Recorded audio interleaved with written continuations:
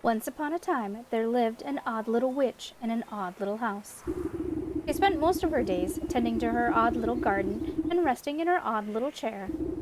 On this day, however, her sleep is interrupted by an odd little noise. Bah! Who is there?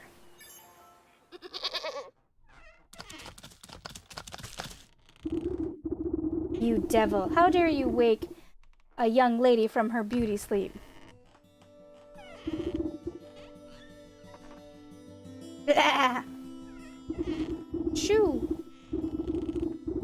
Shoo, shoo, get out of my house, you mindless beast. You're making a mess. With a swift kick in the rump, you boot the goat through the front door. When did this place get so cluttered? I could have sworn I swept the earth just yesterday. First things first, my old grimoire must be around here somewhere.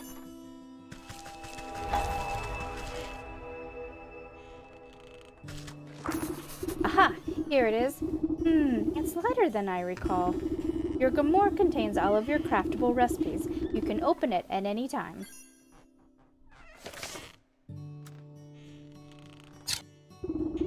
All my recipes are missing. That damnable creature has chewed up all the pages of my book.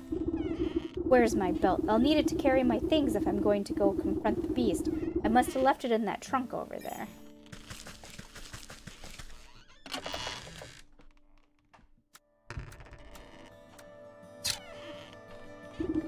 Oh, my poor back. How long was I napping for? A good dose of medicine ought to soothe these aching bones before I head outside. At least I still have the recipe for my mending poultice.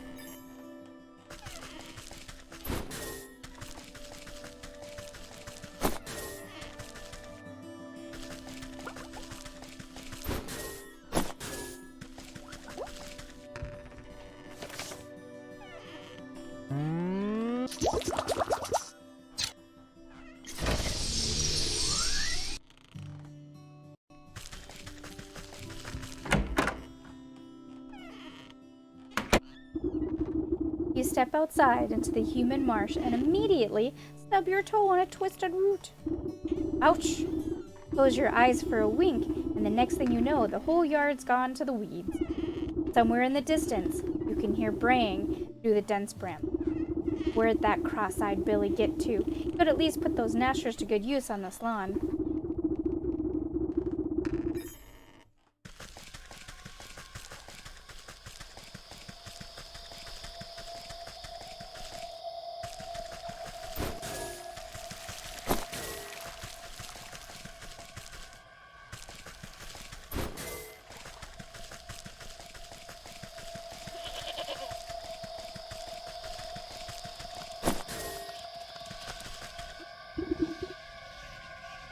Bah! Is that all you've got to say for yourself? Bah! The goat coughs up a disgusting hairball. Ah, yes. Hello. Hello. Can you hear me now? Yes. Apologies. It's been so long since I've used a mortal vessel. Yeah, there's dirt in its mouth. You can talk? Of course I can talk. Has your mind become so filled with cobwebs that you've forgotten your old friend? You wound me, madame. It's good to see you up and about. I was beginning to wonder if you'd ever awaken, though I suppose time flows strangely in this place. Anyway, I've come to collect. Do you have the amount we agreed upon? Amount? Amount of what? Oh, dear, if you really don't remember, we should go over the contract details again. Down there. The goat nods its head towards the ancient stone gateway looming nearby. And just how am I supposed to get through that solid rock? You're the one who sealed it last. Take a closer look. I'm sure it'll come back to you. Open your witch's eye with to inspect objects and creatures to discover their weaknesses.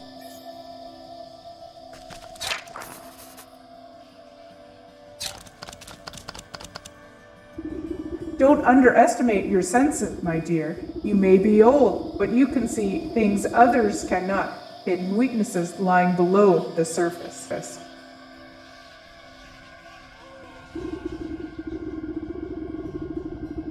Ah, I can see it now. There are shallow runes etched into the surface of the stone, but they are too faint for me to read. A powder unveiling ought to do the trick. If you hadn't made a snack of my book, I wouldn't have to retranscribe my recipe. I shall not be held liable for any losses or inconveniences occurred as the result of an abyssal possession. By inspecting objects and creatures, you can learn new recipes to craft in your grimoire.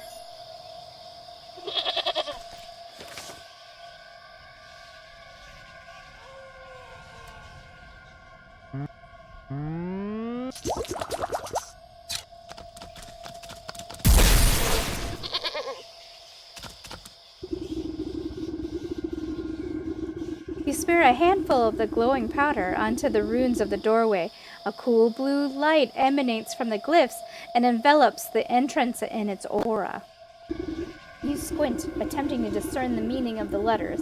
They appear to be in some obscure runic alphabet. What gibberish is this? It looks like it was carved by a frightened hen.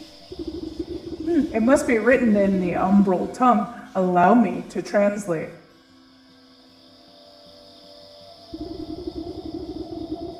The goat steps up to the doorway and pauses.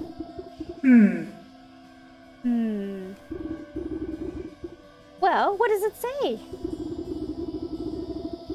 The goat swings its shaggy head towards you. Dark, matted wool obscures the creature's beady eyes. I cannot see. Unbelievable. What help are you then?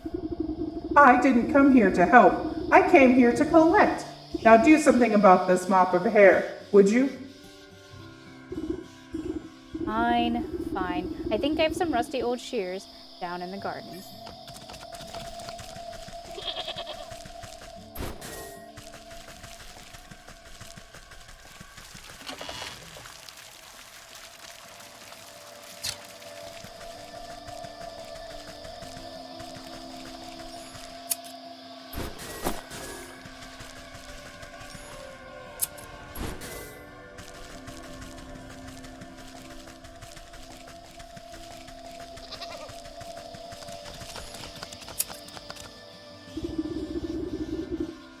With much protesting and a nicked ear, you shear away clumps of dirty hair from the goat's eyes. Much better. Oh my. my. Were you always this grotesque? Or is my memory failing me as well? Watch your tongue, or I'll give it a good snip too. Now, can you read the runes or not? Yes. A space beneath, she sleeps alone.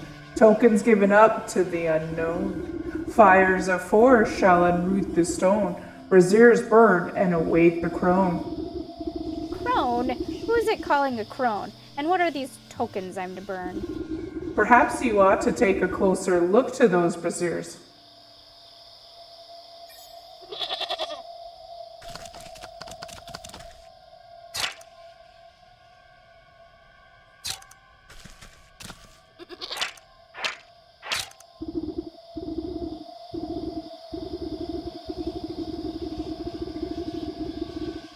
Dog hair, bird feather, frog slime, and a shiny stone? I don't suppose you swallowed up any of those things while I was asleep. I don't think so, but feel free to sift through this creature's leavings if you want to be completely sure. However, there's a whole world outside this little swamp, you know. See that gateway over there? The one with the lovely green flame? The goat motions to the far side of your yard. I guess a brisk walk in the woods would do these creaky joints some good. Too much time indoors is bad for the humors.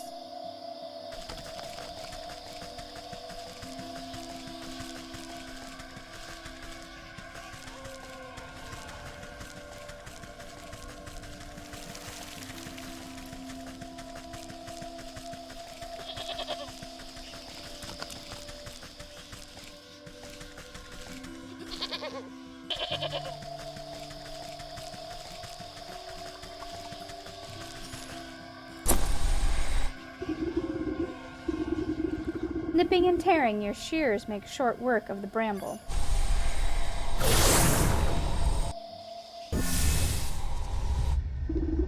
You cut your way through the remaining vines and suddenly step onto the cold stone dais. Time seems to flow backwards, or maybe it speeds forwards. An oppressive star-filled void stretches as far as you can see, though there is no wind or sound in this void. A warm fall breeze and the chirping of birds seizes your attention. A doorway.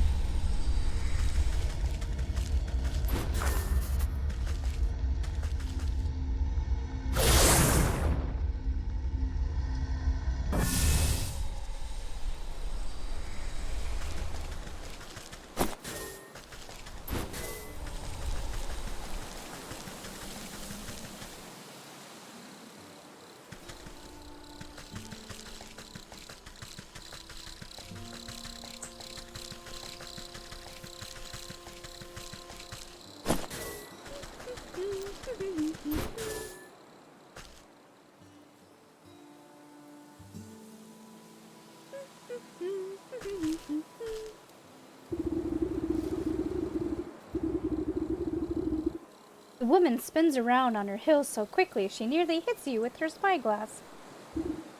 Ah, you startled me. Can't you see I'm busy with my scientific research? Research? What is it you're looking for with that contraption? Why, the famed indigo-turfed forest lark. They said to be native to this forest, and this forest only. Have you seen one perchance? You glance upwards at the small blue bird perched atop the oblivious woman's hat. I haven't. Sorry. A shame. Well, it's never too late to open one's eyes to the wonders of the natural world. You never know what you'll discover. She points at a nearby woodland critter stuffing its cheeks with seeds. Take that squirrel, for example. Spend a few moments watching its behavior, and you'll learn everything you need to know about it. Observation is key. Now, if you don't mind, I wouldn't want to miss making an exciting new discovery. The blue bird glances vacantly at you before pooping on the brim of the woman's hat.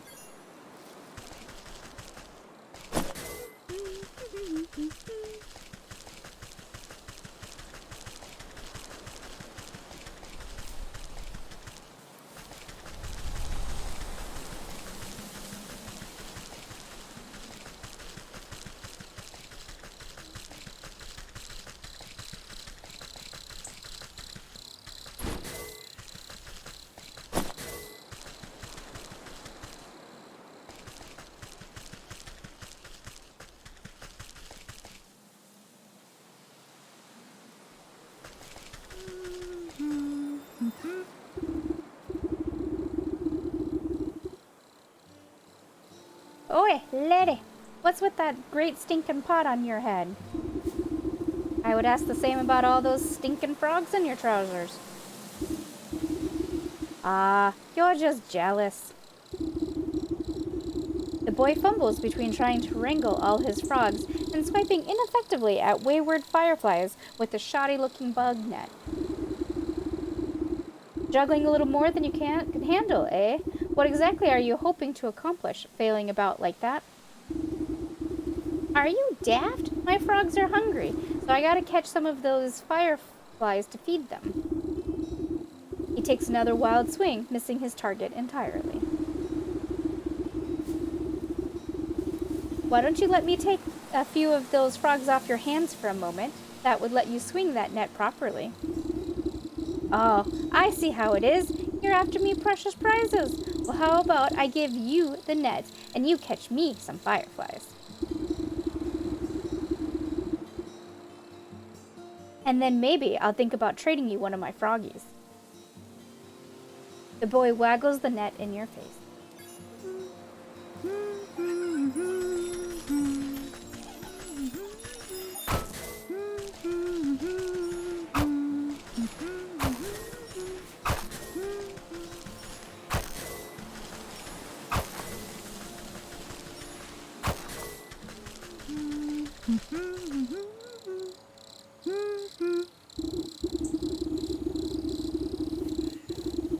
Well, these hoppers aren't going to stick around with empty bellies. The faster you catch those fireflies, the faster we can eat. The frogs can eat. The boy shakes the jar, rattling the captured insects like pennies in a piggy bank. Oh, these are nice and juicy. The lads are gonna feast tonight. Now, about our deal, you agreed to trade me one of your pets there. What deal? I don't remember making no deal. A frog squirms out of the boy's overalls and plops down by his feet with a wet slap. Dang it, there goes Slippery Pete. He takes a clumsy swipe at the amphibian, but the creature squeezes out of his grasp and bounces into the underbrush. Aw, shucks. I never liked him anyways. If you can catch him, he's all yours.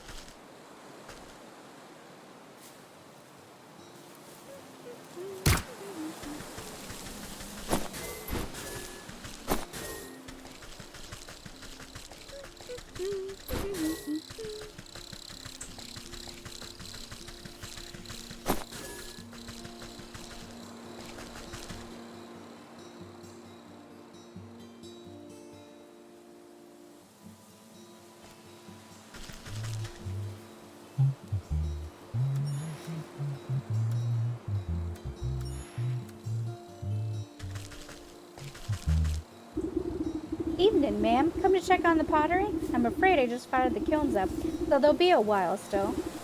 Pottery? Bah! I was just admiring the fine canine over there. You point to a scraggly-looking mutt patrolling the yard. May I give her a petting? Oh, you can try, but I wouldn't if you value your fingers. She's a touch bitey today, and doesn't much like people getting near the ovens. I have a way with animals. Surely I can find something to calm her down.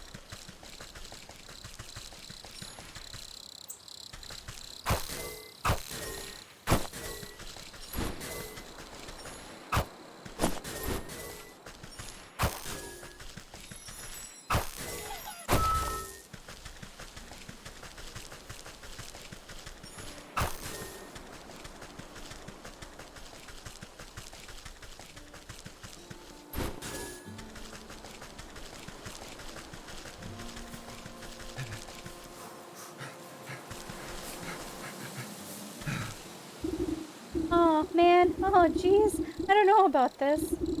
You tap the man's shoulder and he nearly tumbles headfirst into the well. Ah! What's the matter with you? I could have fallen in.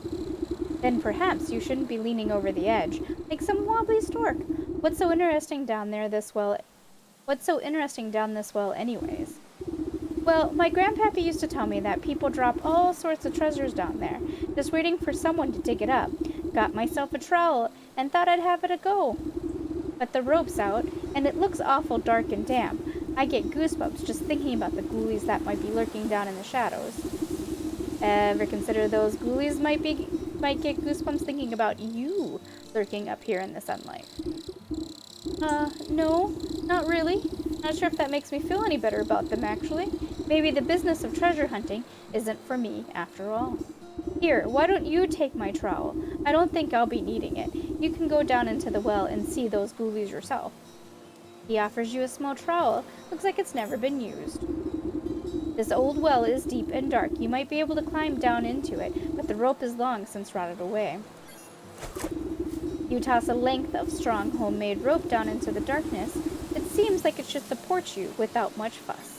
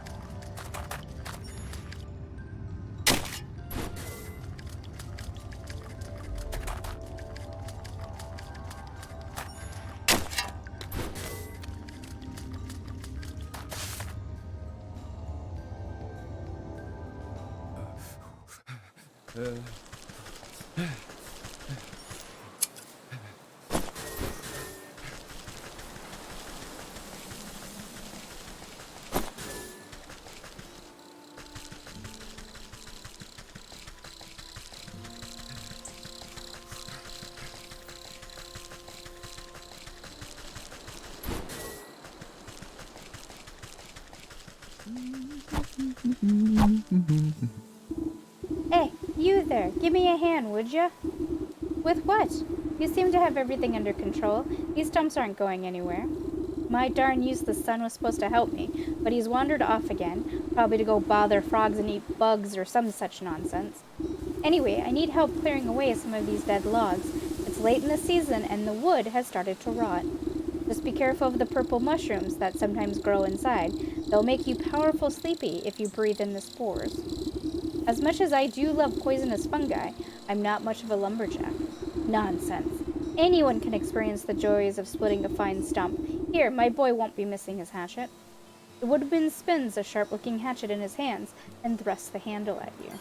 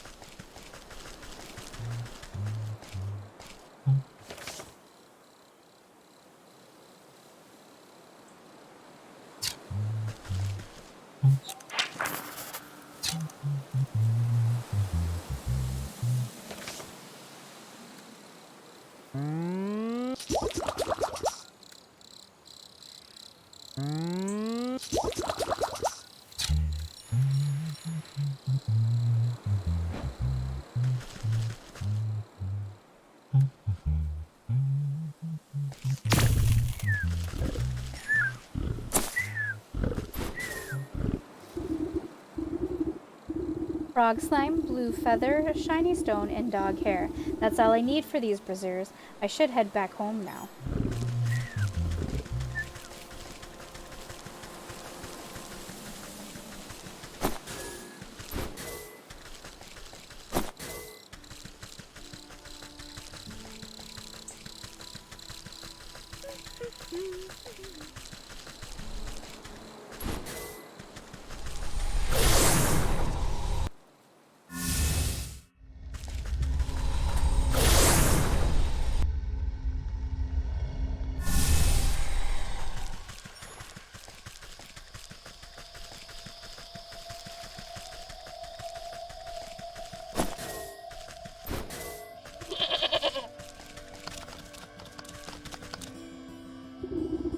The brazier awaits an offering. Have you something to burn? You gently squeeze the gobs of wet slime from your satchel into the basin. The mucus bubbles and pops before cold flames reduce it to a fine, odorless ash.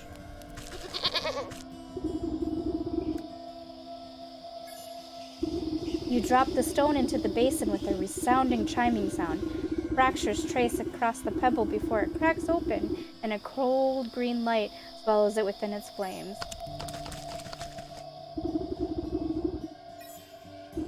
The dog hair takes a moment to fall from your fingers, fluttering down into the basin one by one. The fur bristles into foul-smelling coils before erupting into a cold green flame.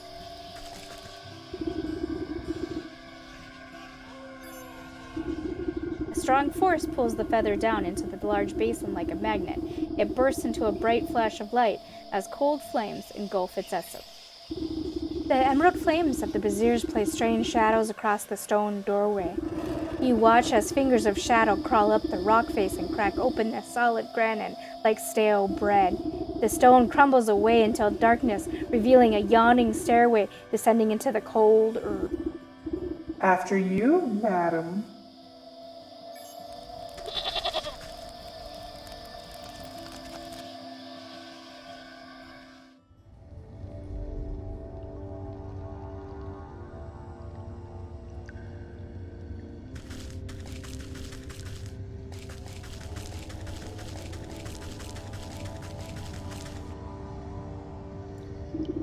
Encased inside a gilded crystal coffin lies the body of a young woman. Though she sleeps in an enchanted slumber, her ageless features express a deep sadness. The sound of cloven hooves echo against the marble floor as the goat comes to your side. Quite something, isn't she? Do you remember bringing her to me? I brought her to you. Why? Who is she? I haven't the faintest idea. All I know is you brought her lifeless form to my doorstep and begged me to save her soul. Save her from what? And why is she asleep?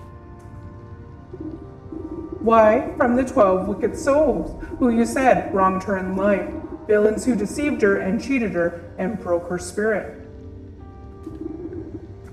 And as we agreed, here she will sleep until our contract is fulfilled, till you bring me those 12 wicked souls.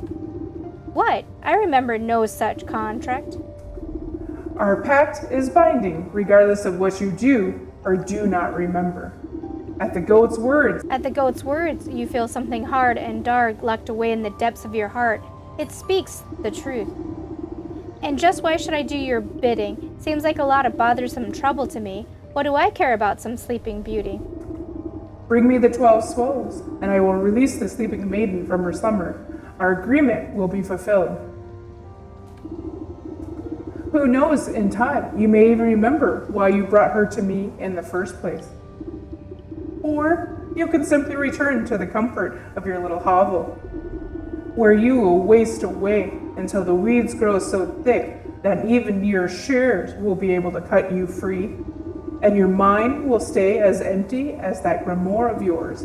But it is a big decision to make so hastily. Why don't you sleep on it? A heavy weight fills your marrow. Your eyelids flutter, barely able to stay open. What have you done to me? I can't stay awake.